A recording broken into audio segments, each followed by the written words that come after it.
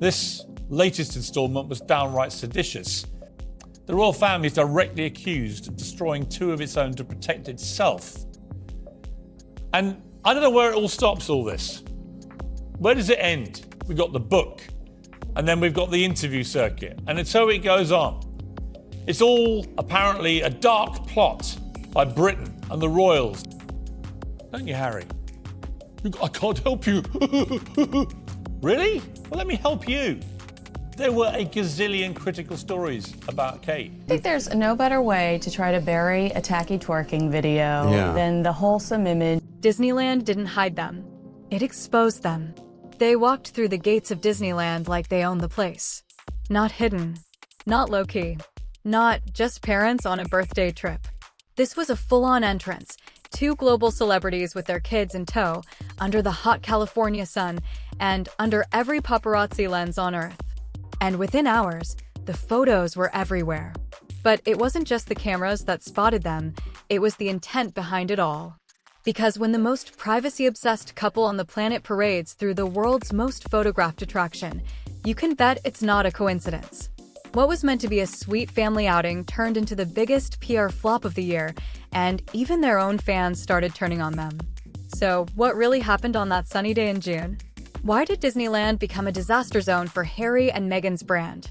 And more importantly, was this the moment the public finally stopped clapping? Smear the poor, defenceless, vulnerable Sussexes. Trickery, treachery, hypocrisy.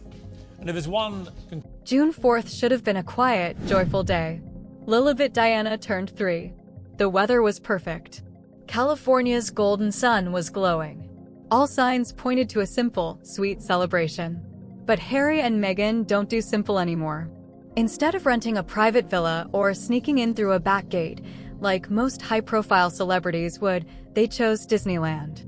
And not just Disneyland. They walked in right through the main entrance, surrounded by cameras, fans, and endless flashing lights. Some say it was a parenting moment. Others say it was a press stunt dressed as a playdate. And when the photos hit social media, even casual observers could feel it. This didn't look spontaneous. It looked strategic. Because let's be honest, if privacy was the goal, why choose the most public path possible? This wasn't a fairy tale moment.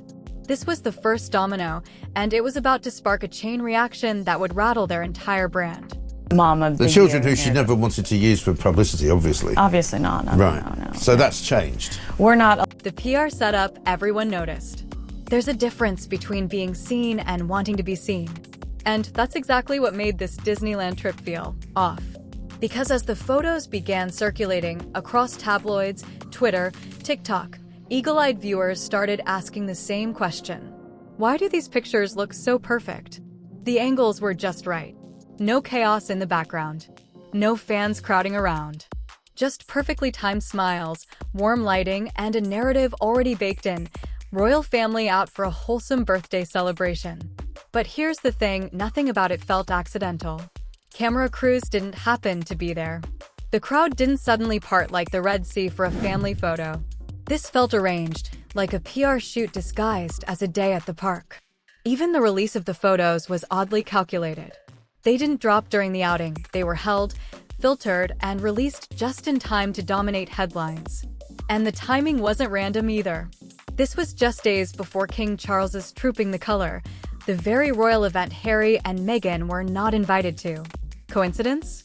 Even their defenders struggled to believe that.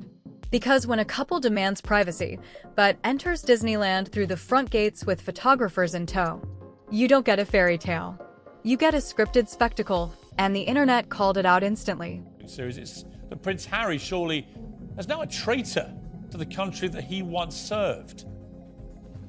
William and I both saw what happened in our dad's office. Piers Morgan goes nuclear. If there's one man who never misses a chance to roast Harry and Meghan, it's Piers Morgan. And when those Disneyland photos hit the internet, Morgan didn't just criticize. He detonated. No names. No direct call-out. Just a scathing post targeting celebrities who use their kids like props one day, then blur their faces like a covert ops mission the next. Everyone knew exactly who he meant. No subtlety needed. It had Sussex written all over it. And Morgan's timing? Impeccable. The photos had barely started trending when he stepped in with a single tweet that cut through the fluff. If you don't want your kids photographed, maybe don't walk them through Disneyland's front gate like it's a red carpet. That one post lit up comment sections like a royal wildfire. Supporters, haters, curious onlookers. Even people tired of the drama suddenly had something to say. Because this wasn't just about hypocrisy, it was about the game. The performance. The way Harry and Meghan seemed to switch masks depending on the moment. And Morgan, love him or hate him, said the part out loud that many had only whispered. You can't chase fame, sell your story, and then scream invasion when the cameras turn on. This time, even their defenders struggled to clap back. Because Morgan wasn't trolling, he was pulling receipts. And the receipts were devastating. Enticing people that become obsessed with these types of things by teasing them with just these little bits. Yeah, because I mean, a lot of celebrities just don't. The hypocrisy problem. For years, Harry and Meghan's most repeated plea has been crystal clear. Respect our privacy. And for a while, the world listened. They were chased by tabloids, hounded by headlines, and smeared by a press machine that seemed to have it out for them. But then came Disneyland. And suddenly, the narrative cracked. Because here they were, walking through the front gates of one of the most crowded, most photographed places on Earth, holding hands with their kids, and somehow acting like it was supposed to be a private moment. The hypocrisy hit hard. And it hit everywhere. These are the same parents who sued media outlets for unauthorized photos, now smiling under the California sun, walking right past photographers as if it was all accidental. And then, the kicker. In every single published photo, Archie and Lilibet's faces were blurred. Not by the press out of kindness, but reportedly at Meghan and Harry's request. So, let's get this straight. They bring their kids to a media circus. They stage the shot. They smile for the cameras. Then they demand the faces be blurred? To critics, it screamed manipulation. To fans, it felt like betrayal. Even casual viewers started asking, are these kids being protected or used? And that's when it hit home. This wasn't about privacy. It was about control. Controlling the story. Controlling the image. Controlling which parts of the truth get seen and which parts get filtered out. But this time, the filter didn't work. This time, people saw right through it. The Queen's name turned clickbait? In royal circles, some names are sacred. Lilibet was one of them. It wasn't just a pretty nickname. It was Queen Elizabeth II's private identity, a name only used by those closest to her. A name whispered in palaces, handwritten in letters, never meant for headlines or hashtags. So when Harry and Meghan named their daughter Lilibet, it sparked immediate backlash. The palace issued carefully worded statements making it clear. The Queen hadn't given formal approval. The Sussexes insisted she had. Royal insiders insisted otherwise. But fast forward to 2025, and that name, once wrapped in tradition, was now trending on social media because of a birthday stroll through Disneyland. Not for royal tribute, not for legacy, but because the child bearing that historic name had become a clickable headline. To many in the royal fold, it felt like the final straw. What was once framed as a gesture of love now looked like a marketing tool. A sacred name turned into branding bait. Another organic family moment carefully dropped into the PR pipeline. One palace aide reportedly put it bluntly. That name carries weight. It's not meant for press games or brand building. And when those Disneyland photos went viral, blurry kids, sharp parents, and smiling optics, the message was clear. Even the Queen's memory wasn't off limits in the Sussex content strategy. To critics, it wasn't just tone deaf. It was exploitation, plain and simple. And for royal loyalists still mourning Elizabeth's passing, it was more than just a PR fail. It was an insult. The public mood shift, fatigue over fury. In the past, every Harry and Meghan headline sparked a battle. Team Sussex versus the tabloids. Victims versus villains. Fans versus critics. But this time, something different happened. There wasn't a wave of outrage. There was a wave of silence. The hashtags trended, but they weren't celebratory. The comments poured in, but they weren't outraged. They were tired. Again, another staged moment? This is getting old. The internet didn't explode, it sighed. Because people weren't shocked anymore. They were bored. Bored of the blurred faces. Bored of the "we want privacy" speeches followed by paparazzi strolls. Bored of the victim narrative that always seemed to drop just in time for a new project launch. The magic was fading. And even their most loyal defenders were starting to look away. You could feel it in the comments. I used to support them, but this just feels fake. I believed in their story, now it feels like a marketing plan. This wasn't cancel culture. It was disengagement. The public wasn't angry. They were just done.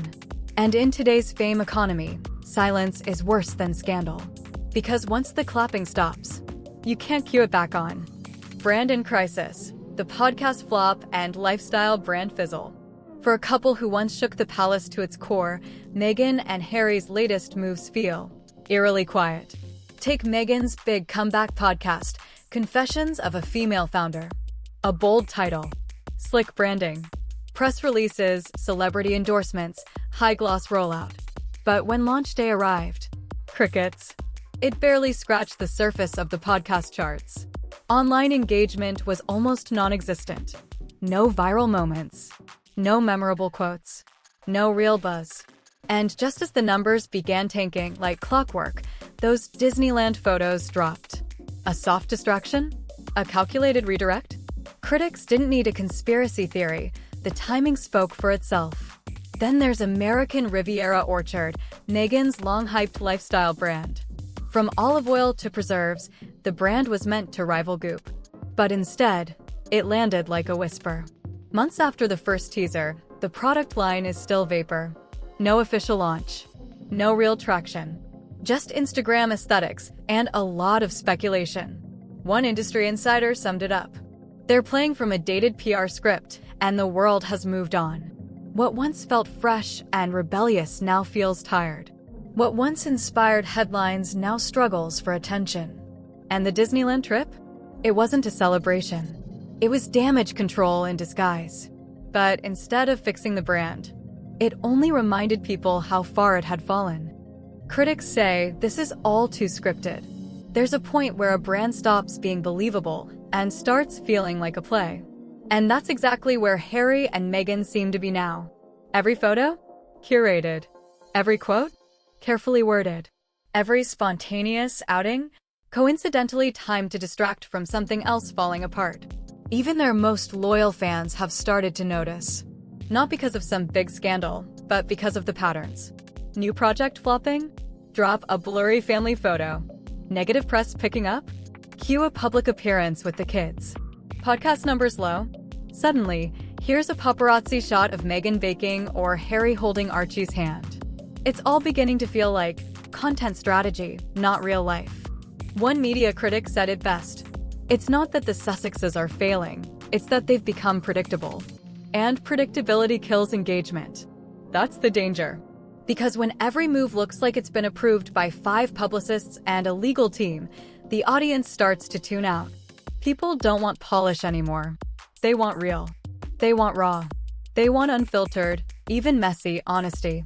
And when your brand is built on breaking free from royal performance, but you replace it with Hollywood performance, the story collapses under its own weight. Royal fallout, William's final straw. For years, Prince William stayed silent. Through the Oprah fallout, the Netflix doc, the memoir, the headlines, he kept the royal code. Never complain, never explain. But according to palace insiders, Disneyland was the breaking point. While Meghan and Harry were staging photo ops under California sun, the royal family was preparing for Trooping the Colour, a deeply symbolic event in the British calendar. And the Sussexes? Not invited. Then, like a carefully timed counter-program, their sunny Disney photos dropped just days before the royal celebration. To the public, it felt coordinated. To the palace, it felt like sabotage. Sources close to Kensington say William was furious, not just about the timing, but about the message. If they want to attack the monarchy, they can't keep profiting off it. For William, family is sacred. Tradition matters. And watching his brother parade his children for cameras while leveraging the Queen's legacy for clicks? That wasn't just offensive, it was personal. That's when the conversations began, quietly but firmly. stripping the royal titles from Archie and Lilibet, drawing a line in the sand, making it clear you're either in or you're out. Because the monarchy isn't a social media brand. And it's not going to play supporting cast in Montecito's never-ending drama. What was once diplomacy is now distance. And from what palace sources say, William isn't just done. He's ready to act. The war of perception. The most dangerous battle the Sussexes are losing isn't legal. It's not royal. It's perception. Because right now, it doesn't matter how authentic they say they are, or how often they ask for privacy. The public sees the pattern. And once people see a pattern, it's almost impossible to unsee it. Every blurry family photo feels like bait. Every confessional interview feels like a trailer. Every outing comes with just a little too much lighting, a little too much timing. And in the age of digital skepticism, intent matters more than content. As one commentator put it, we don't judge celebrities by what they do, we judge them by what we think they're trying to do. And what people think Harry and Meghan are trying to do. Stay relevant at any cost. Even if it means dragging out old feuds. Even if it means parading their children in public and then pretending it was private.